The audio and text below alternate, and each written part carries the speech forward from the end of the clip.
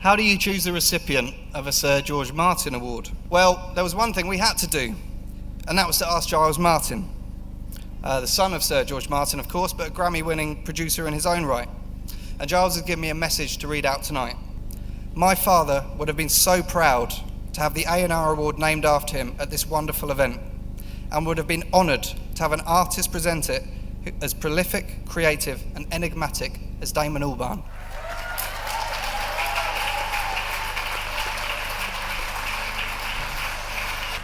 This guy has, and Muff Winwood said, fucking A&R guys always say shit. This guy's never, ever, ever said to me, anything I've done is shit.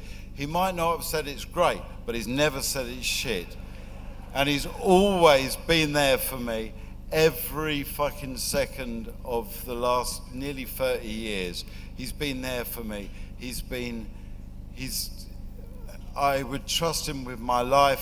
I think he's a rare, rare, rare gem in this world. And can you please all give a really fucking big hand for Mike Smith?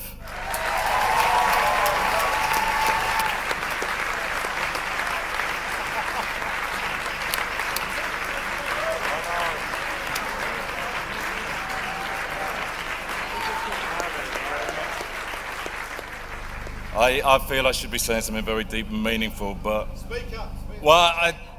This is a man who stopped me getting sober for years, and I'm enormously grateful to what we went through together. George Martin, he, growing up in Liverpool, in the 70s, the Beatles are there every single day of your life. They're on the radio. Every time I went around my nan's, they'd be on the radio.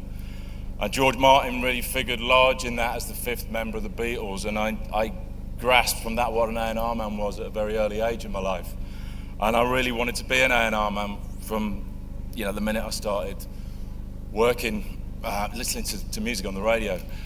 And the weird thing is, there's a strange connection between Mike Smith and George Martin. For those of you who know your history, Mike Smith, my namesake, was an A&R man at Decca back in the early 60s. And the reason I mention that, apart from trying to link me to a genius like George Martin, is he went up to see them in the Cavern and he loved that band and he felt it with his gut.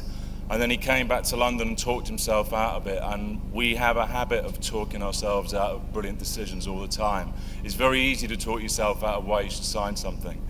And I think as A&R people, if we can listen to our guts a little bit more, you can really do some magic. We need to listen to our artists maybe a little bit more than we do. George Martin totally understood that, and that's why I think he got real greatness out of them. And the artists that I've worked with over the years have told me more about how to make records and how to find other new artists. They're the best judge of the competition, that they know where the next changes are coming from. The other thing I really want to say thank you to, as A&R people, we are nothing without the people who let us do what we do. And I never thought I could get a job doing this, and I was very lucky that Paul Connolly a long time ago gave me my first break and let me work at MCA Music. So to all the wonderful people who've given me that opportunity to sign some mad shit over the years, I'm really, really grateful for that, and thank you all.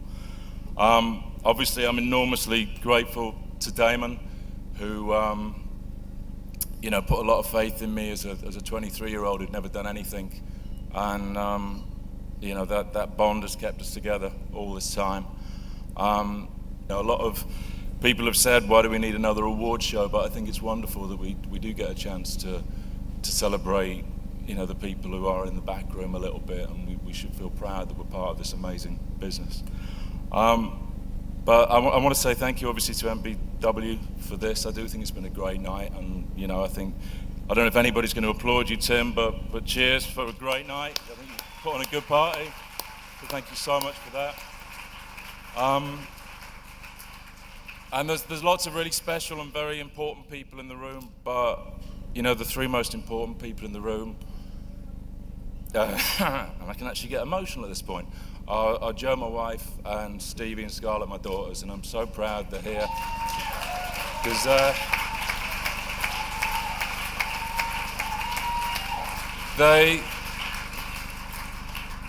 They've managed to put up with Joe in particular has put up with, how many years is it now? It's about 25 years of me going out pretty much most nights of the week, seeing bands that everyone else thought were ridiculous, and I somehow managed to see something in them.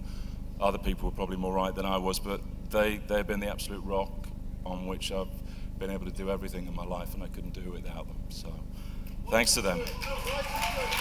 And why do I do it? I fucking love it. I'm